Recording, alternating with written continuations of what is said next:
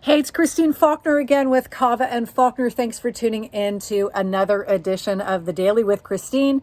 I am an estate planning attorney in Elk Grove, succession planning attorney in Sacramento, and today is video number 2 in managing your anxiety in public speaking. So this video is for you if you are a performer, if you are a professional who has to do public speaking, get online, get on a webinar, video chat, and talk about what it is that you do in a powerful way. This video is for you. So stay tuned, because today we're going to talk about managing your anxiety, and we're going to talk about what happens to your body when you have anxiety, especially, stage fright is maybe a better way of describing it, and some ways that you can be, and a mindset that you can adopt about how you show up that can really make a difference in your presentations. So did you know that first impressions are formed in the first 37 seconds? So almost like a half a minute, impressions are formed, and that determines whether people will stay tuned or tune out. So ironically, our anxiety is also at the highest during the first minute before we do any kind of presentation and during the first minute of the presentation. So darn it, right during that same time when we are in the process of making a first impression. So how can we manage our anxiety? If we can mask those feelings of anxiety, incompetence, whatever it is, people will see us as confident, and they will assign those traits of confidence to us. So wouldn't that be awesome when we're getting up there, that we can, I don't know, maybe a better way of saying this is actually faking it until you making it. Yes, there is something to that. So what are the symptoms that sometimes people experience when they're having anxiety? So one of those symptoms may be to slouch, to become small, right? Not to want to be seen. So people who are confident are big, balanced, and still. So what does that mean? It means don't slouch. It means be still when you are doing presentations. Sometimes people get shaky. And so how do you manage that? What is happening? It's like the adrenaline is pumping in your body, and you need to have a place for it to go when you're doing a presentation and you get shaky.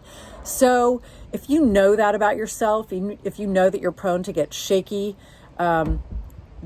when you're concerned, when you're anxious about doing a presentation, make big, broad gestures with your arms, with your body, so that adrenaline has a place to go. You want to engage your large muscle groups so that the adrenaline literally has a place to go, and it makes it so that you're not shaky, but instead you're able to pump it into different parts of your body so that you avoid that appearance of being shaky and nervous. So what if you blush? I know that when I was a kid, and for so long, it was the most horrible experience to have to get up and do a presentation because I would blush bright red. And then of course that made me even more anxious because I knew that I was flushing and people were looking at me because my face was bright red. And so one of the things that you can do to avoid that is to hold something cold in your hand, because your hands are thermoregulators. And so if you hold something cool, it will help you to regulate your temperature and to cool you down. And of course, that's going to help you feel more confident and appear more confident. So what about being on video? There's something about showing up and being super enthusiastic and energetic and having that come through in the videos. And so, as I mentioned, doing so many videos myself, it's hard, but it's so important to keep the attention and keep people interested in what you have to say, to be truly enthusiastic about what you're talking about. Smile, engage people so that they want to stay tuned into what you have to say. And, standing up during your presentations is a good way to keep the blood flowing, keep your posture, straight up and down. And if you have a tendency to sort of sway back and forth, you can actually put like a book or a box underneath your foot so that it keeps you still.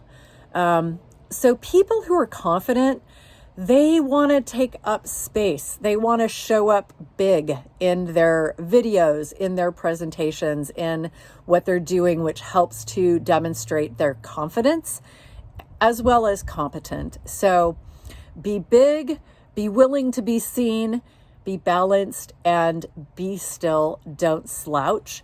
Show us your energy, show us your confidence and your competence, and you will have more engagement. So I hope you found this video valuable.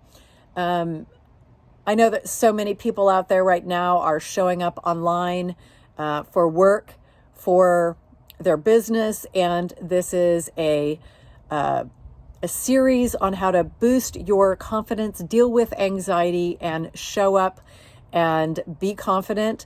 Have people see that confidence in you and make a great first impression. So thanks for tuning in to another edition of The Daily with Christine. We'll see you next time. Bye.